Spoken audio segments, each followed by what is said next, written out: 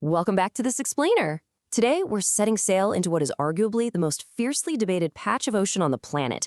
But look, we aren't here to chase ghosts or, debate sea monsters. Instead, we're going to systematically tear down the legendary Bermuda Triangle myth using cold, hard, official military accident reports and some incredibly fascinating hydrodynamic physics. So buckle up, because the actual truth of what happens out there, it's honestly way wilder than the fiction. So let's jump right into the very real physical danger of this area. There are over 300, yes, 300 actual documented shipwrecks surrounding the island of Bermuda. That gives this specific region the absolute highest concentration of shipwrecks per square mile anywhere in the world. It is, without a doubt, a super treacherous place to navigate, completely ignoring any of the supernatural stuff. I mean, with that much twisted metal just sitting on the seafloor, it's kind of no wonder the area earns such a dark, creepy reputation, right? And we're not just talking about modern mishaps here. We are looking at literally 5 centuries of maritime history. Because of its notoriously shallow coral reefs and those deceptively crystal clear waters, this place has been trapping ships for generations.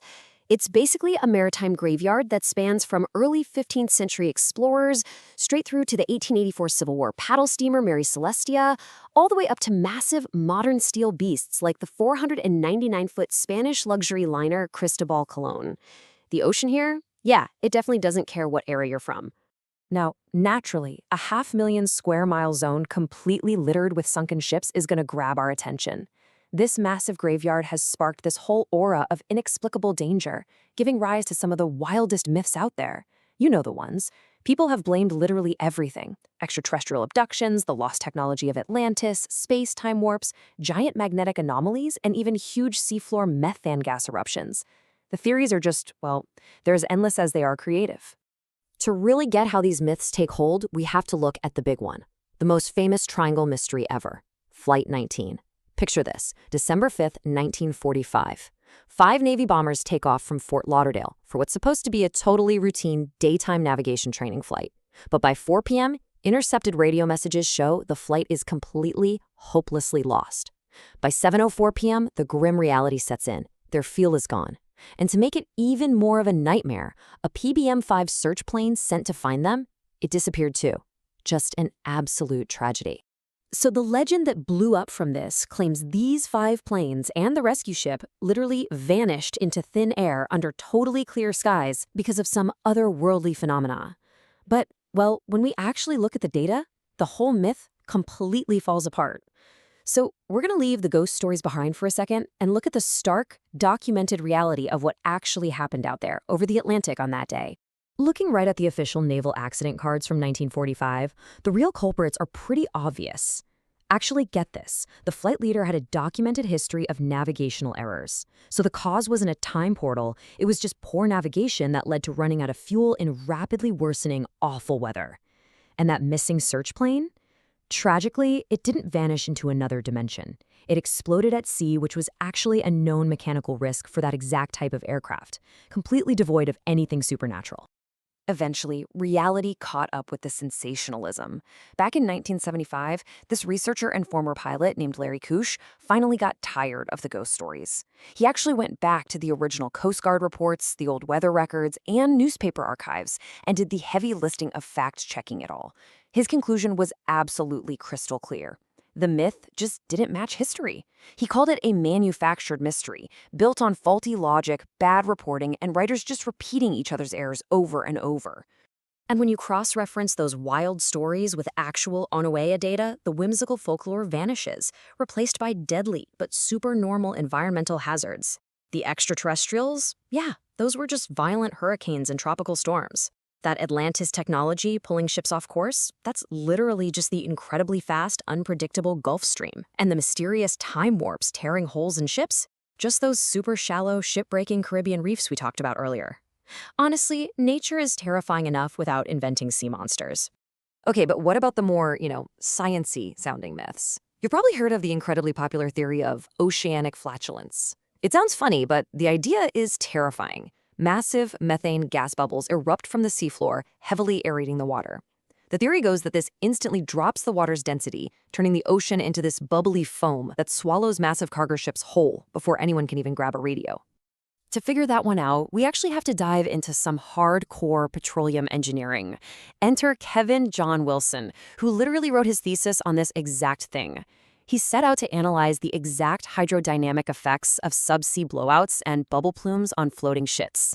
He basically asked, does violently aerated water actually sink ships, or is this just another maritime legend dressed up in fake science? So most of us, myself included, would falsely assume that adding gas to water lowers the density, right? Which mathematically must mean buoyancy drops and a massive ship sinks like a rock. Sounds totally logical. But here's the catch. Archimedes' principle only works for a calm, static, single-phase fluid in equilibrium. An exploding ocean bubble plume is literally none of those things. That standard high school physics equation, it completely falls apart when the ocean is essentially erupting from underneath you. The complex physics and math actually prove the exact opposite of the myth. When a massive gas bubble hits the bottom of a hull, it instantaneously increases the buoyant force acting on the ship. The bubbles literally push up against the hull, giving it extra lift. So the entire core concept behind the oceanic flatulence theory that the bubbly water can't hold the ship up is mathematically 100% backward. Think about it like this. A bubble plume isn't happening in an isolated test tube. It's surrounded by an infinite, heavy ocean. That ambient seawater is constantly squeezing and shoving the lighter methane gas up toward the surface at crazy speeds. Because of all this massive dynamic pressure from the surrounding ocean, gas can literally only ever have a positive lifting effect on whatever is floating directly above it. On top of that, as the gas rises, it pulls the surrounding water up with it, creating these incredibly powerful vertical currents. This upward momentum can literally mound water up to 20 feet high, right on the ocean surface. Think about that. Imagine a 20-foot geyser of heavy ocean water slamming into the bottom of a boat. It is definitely not pulling it down. It's practically trying to launch the thing into the sky. But wait, this brings up a genuinely fascinating new mystery for us to solve. If these gas plumes mathematically and physically increase the ship's buoyancy and continuously push it upward, then why have over 15 actual offshore drilling vessels tragically sunk when they hit subsea gas blowouts? Like, what is actually dragging these massive, multi-million-dollar rigs to the bottom if it's not a loss of buoyancy? The real, terrifying culprit isn't a loss of buoyancy, it's dynamic instability. The violent turbulence and insane surface currents created by the plume wildly tilt the ship back and forth. This causes seawater to rapidly flood into open hatches and exposed compartments. So the ship doesn't sink because the water can't hold it up. Actually, scratch that. It sinks because the massive amount of water pouring into the ship drastically increases its weight, dragging it straight down. It tips and fills. It doesn't just drop through foam. So with the physics completely busted, NOA gives us a pretty stark final conclusion. Statistically speaking, the Bermuda Triangle is no more dangerous than any other heavily trafficked area of the ocean. When you actually look at the sheer volume of commercial and private traffic going through there every single day, the number of accidents and disappearances is, well, totally normal. There is zero mathematical anomaly to back up the existence of a supernatural danger zone. Oh, and just to tie up one last loose end, even those spooky stories about compasses spinning out of control, they have a completely mundane scientific explanation.